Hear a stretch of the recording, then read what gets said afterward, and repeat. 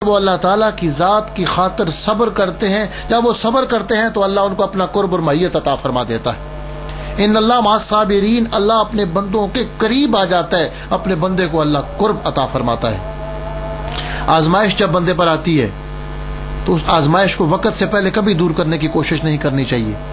اور سیدنا علی شیر خدا فرماتے ہیں جب آزمائش بندے پہ آتی ہے، وقت سے پہلے بندہ اس کو دور کرنے کی کوشش کرے تو وہ اپنے لیے اور پریشانیاں پیدا کر لیتا ہے، اور وہ آزمائش اپنے وقت پہ جاتی ہے۔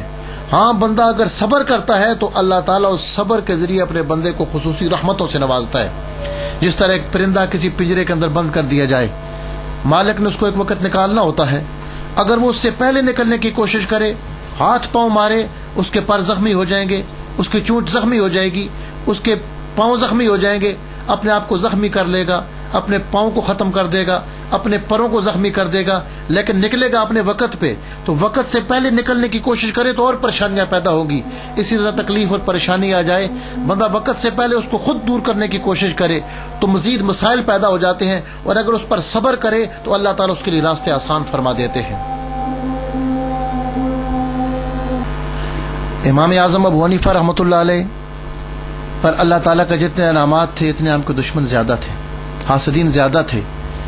تو حاسدین نے ایک بات ان کے بارے میں پھیلائی، ایک الزام دیا کہ امام ابو حنیفہ رسول اللہ کی شریعت کے مقابلے میں اپنی عقل کی بات کو زیادہ مانتے ہیں، عقل کو ترجیح دیتے ہیں۔ مدینہ طیبہ میں جب حضرت امام باقر علیہ السلام کے سامنے امام ابو حنیفہ تشریف لائے تو آپ نے فرمایا کہ اے ابو حنیفہ، آپ کے بارے میں ہم نے یہ سنا ہے کہ آپ اپنی عقل کو زیادہ اہمیت دیتے ہیں رسول کریم صلی اللہ علیہ وسلم کی شریعت کے مقابلے میں۔ امام صاحب نے فرمایا کہ یہ الزام ہے مجھ پر، ایسی بات کوئی نہیں ہے۔ امام اعظم ابو حنیفہ شاگردوں کی طرح گھٹنے بچھا کر آپ کے سامنے بیٹھے مدینہ طیبہ میں۔ امام باقر فرمانے لگے کہ آپ مطمئن کریں، یہ کیسے پھر الزام لوگ کیوں لگاتے ہیں؟ تو حضرت امام ابو حنیفہ نے 3 مسئلے آپ کے سامنے پیش فرمائے۔ فرمایا حضور، آپ اولاد رسول ہیں، آپ کی فہم و فراست، آپ کی ذہانت و فطانت، آپ کا ادراک اور آپ کی علمی اپروچ زیادہ ہے۔ آپ مجھے یہ بتائیں کہ مرد کمزور ہوتا ہے یا عورت؟ امام اعظم ابو حنیفہ کے سوال پر امام باقر فرمانے لگے کہ عورت کمزور ہوتی ہے۔ تو فرمایا عقل تو یہ کہہ چاہتی ہے جو کمزور ہے اس کو زیادہ ایسا ملنا چاہیے۔ عورت کمزور ہے، وہ کمائی نہیں کر سکتی، وہ کھیتوں میں جا کر کام نہیں کر سکتی، بازاروں میں جا کر، اس کو ایسا زیادہ ملنا چاہیے، تو بچی کو ایسا زیادہ ملنا چاہیے۔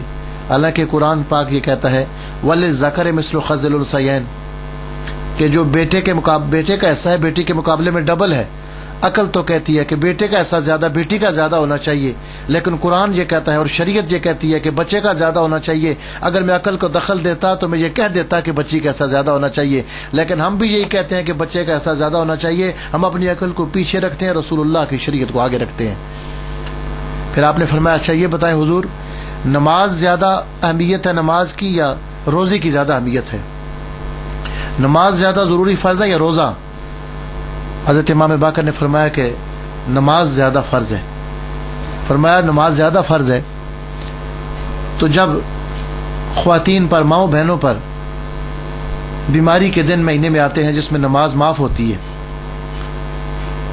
روزہ بھی اس دوران خاتون نہیں رکھ سکتی، عورتیں روزہ بھی نہیں رکھتی، نماز بھی، لیکن روزے کی بعد میں قضا کرنی پڑتی ہے، لیکن نماز کی قضا نہیں ہے، نماز کی معافی ہے کہ ان دنوں میں جب ناپاکی کے دن ہوں، کسی خاتون کی نمازیں رہ جائیں تو نماز کی قضا نہیں ہے، لیکن روزے اگر رکھے ہیں تو روزے کی بعد میں قضا کرنی پڑے گی۔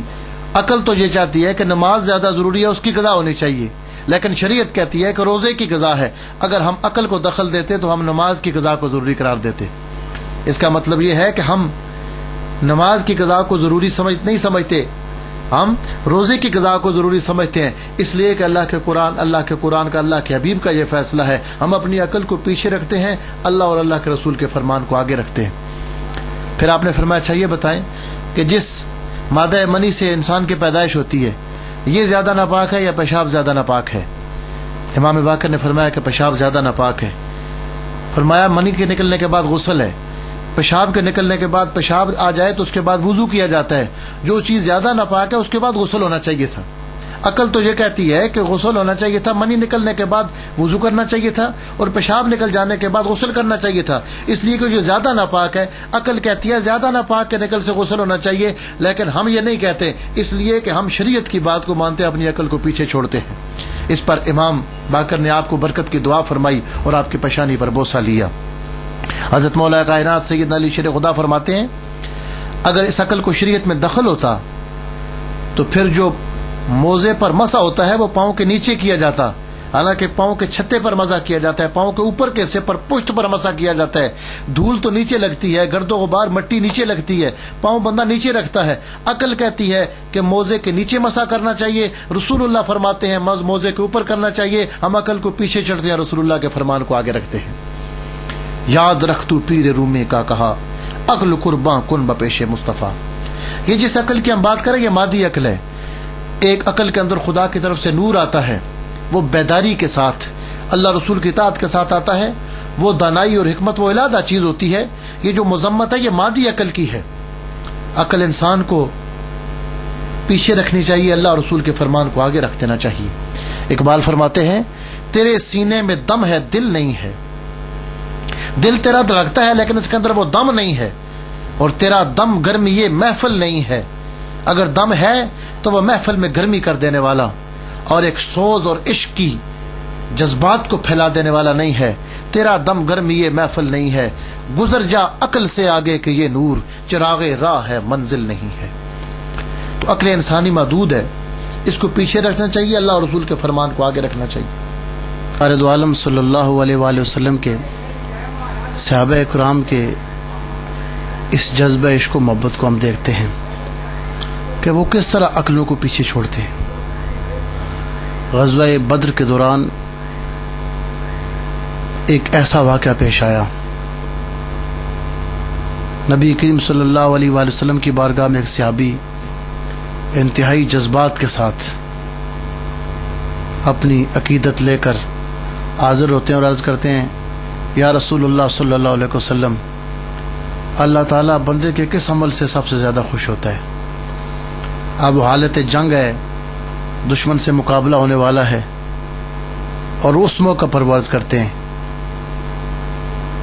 نبی کریم علیہ الصلوۃ والسلام نے ان کے جذبات کو دیکھ کر فرمایا اللہ تعالیٰ بندے کے اس عمل سے بہت خوش ہوتا ہے کہ بندہ ڈھال بھی اس کے سر پہ ہیلمٹ بھی نہ ہو, اور اس کے پاس ڈھال بھی نہ ہو, زرہ بھی نہ ہو, اور وہ دشمن کے صفوں میں گھس جائے اور اللہ کی راہ میں لڑتے لڑتے شہید ہو جائے. سر پہ ہیلمٹ حفاظت کے لیے لگایا جاتا ہے, سینے پر زرہ وہ بھی حفاظت کے لیے لگائی جاتی ہے, ڈھال بھی اس لیے ہوتی ہے کہ آنے والے حملوں کو روکا جائے.